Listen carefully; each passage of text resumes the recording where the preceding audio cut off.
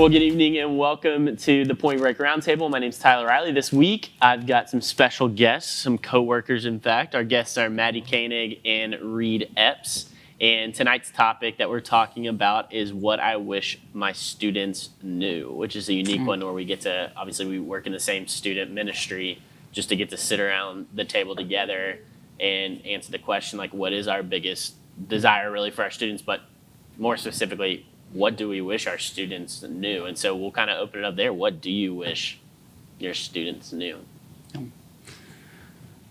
Well, I can answer first. I think when I think about students, and I wish they would know, is like the wisdom that they have is so valuable for us in our role. But I think that if they were to see and to know that like what they have to give to us is super valuable, and what we have to give to them is huge.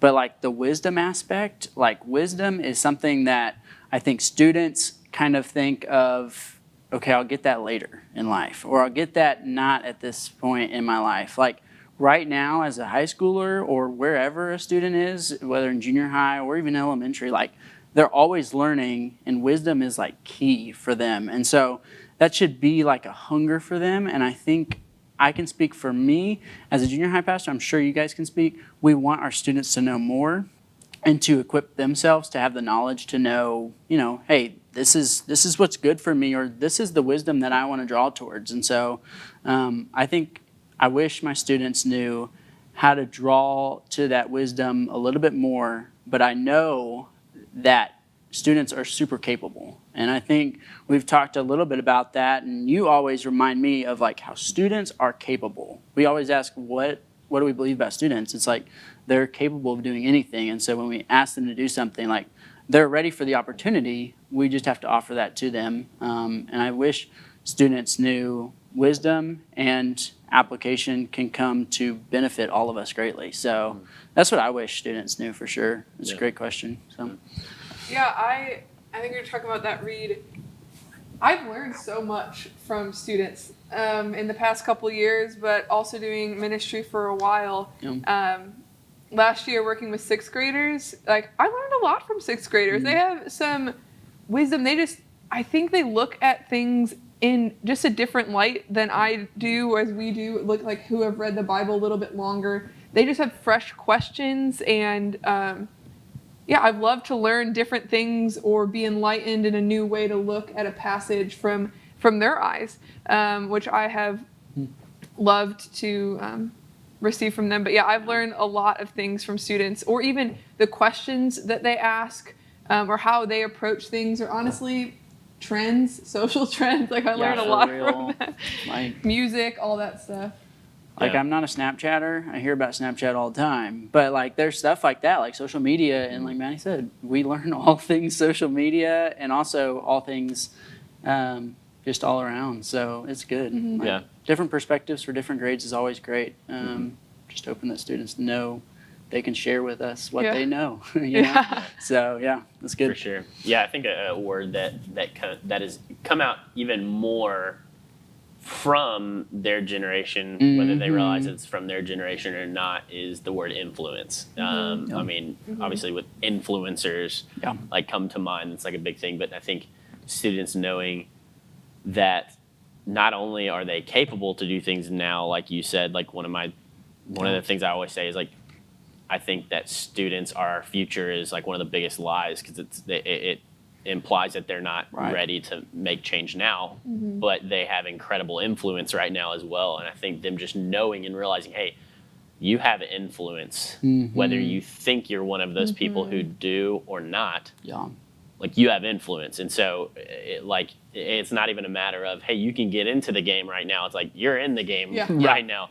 You have influence. And so I would definitely echo all of that, and just this desire to, this hunger for knowledge and gaining wisdom, and ultimately that would bring them to a deeper knowledge of who God is. They would know God more through that.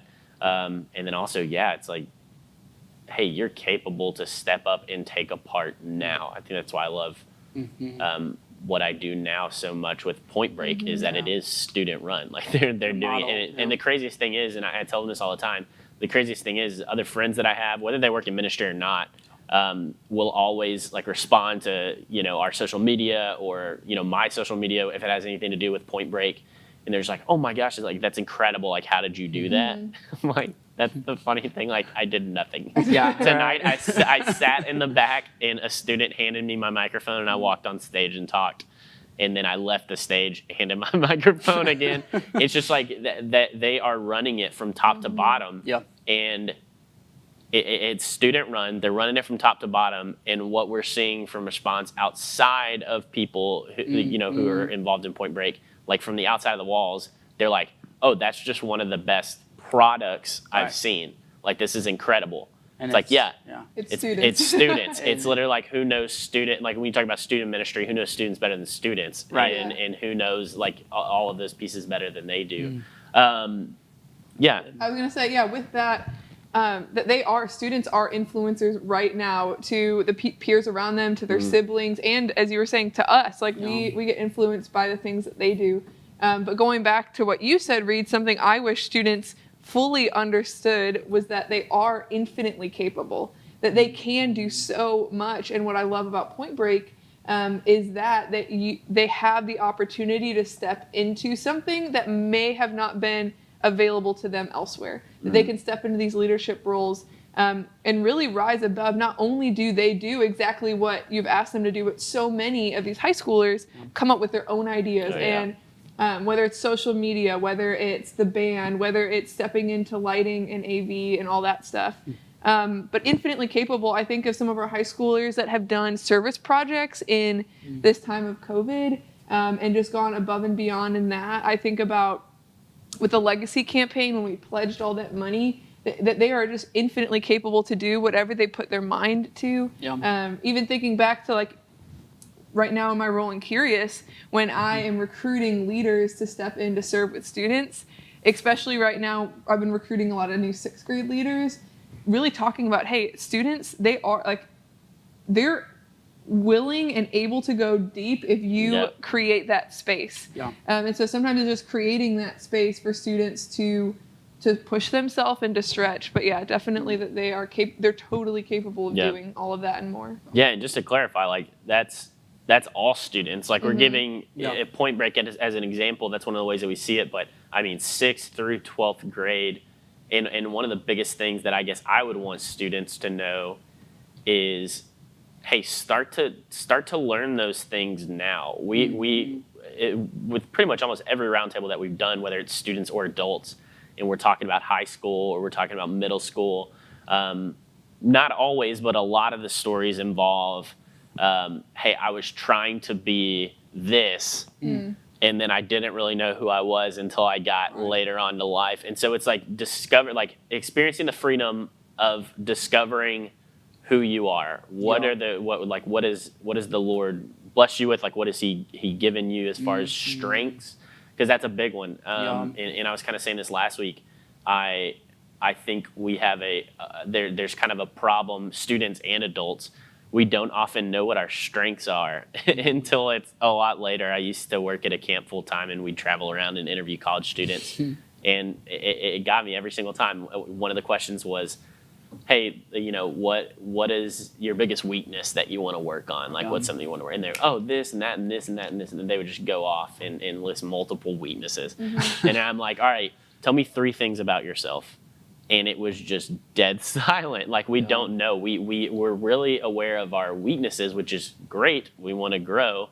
But we're not aware of our strengths, which is a direct correlation of the way that God has wired us. And so it's for students, if it's a 6th grader listening right now, if it's a 12th grader listening right now, embark on that journey of discovering what are my strengths, because that is a direct correlation of what has God gifted me in, how has He wired me, and it can really even go into, hey, what has He created me to do based off of some of these things. And so I love that. I love the fact that like learning is never new for students, like, or anybody, like even students, but us in general, like there's never like you said, like there's never a future. It in the present, like you're always learning. So like take advantage of where you're at. And be kind of confident in like try new things, try different things, so that's good. So, No, for sure. man. Well, to kind of come in for the landing and kind of wrap up our time, I'll kind of end with this question. What, for our students who are listening right now or who are watching or whatever way they're tuning into this roundtable, what piece of just parting application advice would you want to leave the students with? What practical step would you want them to take leaving? Good. Maddie, you want to lead us off since I let us off last time? Well, I would say practical advice, just thinking about what we would like them to know is, in this conversation we've been talking about how it's right now. You can influence people right now. You have the opportunity to figure out your strengths right now. So my practical step really would be just to stop and take inventory. Just take a moment to reflect, hey, what are my strengths? Am I using that right now to glorify God? Can I use that strength through a Pointbreak serve team? Can I use that strength to serve in the large scale church? Can I use that strength to help with this nonprofit organization that I like? Just really take stock of that, because I think, as you mentioned, it is so key to understand how God has wired us, because we are supposed to use those skills to then turn around and give glory to God and to serve our community. So just taking inventory and being able to answer that question, what are 3 strengths about yourself? Because I think that can help you kind of figure out next steps from there. Yeah. Think about, like we talked about, we want to discover what God has made us to be. And the hard thing about it is that the difficulty to get into God's word kind of stops us. And so I think a practical step I can tell students is, like, don't take this, but don't take it lightly. Like, it's going to be tough to continue to be in his word. And that's where we get our knowledge and our wisdom of, hey, God is calling me here. This is the gifts that God has really equipped me with. He's the ultimate provider and knowledge that we seek. So I would just tell them, continue to be in the word, but continue to be a confident individual who knows and is in God's word and knows what he's got for me in the future. We say future, but the present is here. So be ready for it. So I think that's a good practical step that they can take from it. So that's good. I think of Ken, who always has a game plan. He always knows what he's doing. Got Kyle Pettit and I to give Larry Osborne a ride to the airport. Larry Osborne is a fantastic author, speaker, pastor. He just travels around. He's just incredibly wise in leadership. And Ken was like, hey, could you guys take Larry to the airport? It's like, he always has something planned. But of course, Kyle and I are kind of spitballing questions and things like that. And I remember Kyle asked the question, hey, what would you, to give two, guys in their 20s any bit of advice, like what would you give us? And I remember he said this, and he was like, kind of take it with a grain of salt, but do as much as you can without burning out. And I was like, wait, what? Because honestly, at first I was like, wait, that kind of sounds not wrong, but just like against like what I've been trying to do. And he was like, what I mean by that is start to find out, what do you like? What do you enjoy? What do you not enjoy? And the only way you can really know that is by trying it out. And so, and Ken also gives this piece of advice, which is God wastes nothing. Because I know I'd had some questions in my life of like direction and things like that. And what if I do this? And what if I do that? And it's like, okay, what if you do? And then you find out that that's not what you're supposed to do. Right. Cool.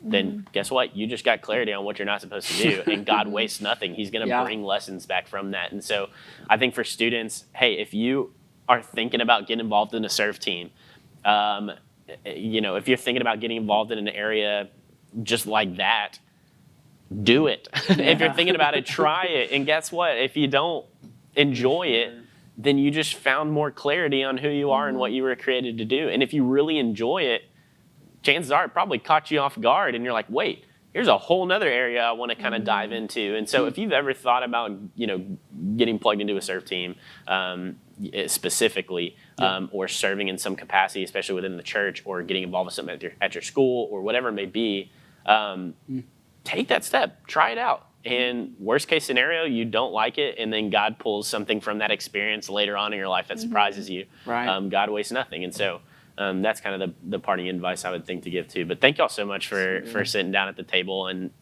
which people would normally think, okay, we work together. It doesn't come very often in these times where we get to sit down at the same table. But thank y'all for giving your time and sitting down. And thank you guys as well for joining. We are going to be back next Sunday night for another episode of the Roundtable. Also want to encourage you to sign up for Rush if you haven't already. The Rush conference is coming up. It is awesome, November 6th and 7th. Go to faithbridge.org/rush to claim your spot. But until next Sunday night, we will see you soon. Have a great rest of your week.